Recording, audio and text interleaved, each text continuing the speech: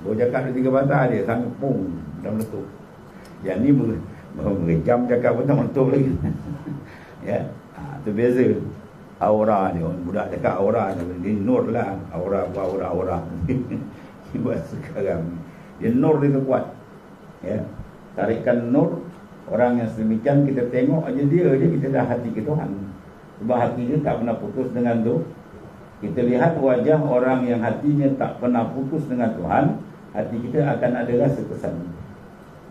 Tapi kalau kita tengok orang yang hati tak pernah putus dengan dunia, kita tengok gelap hati dia. Kita lain nampak dia, nampak projek.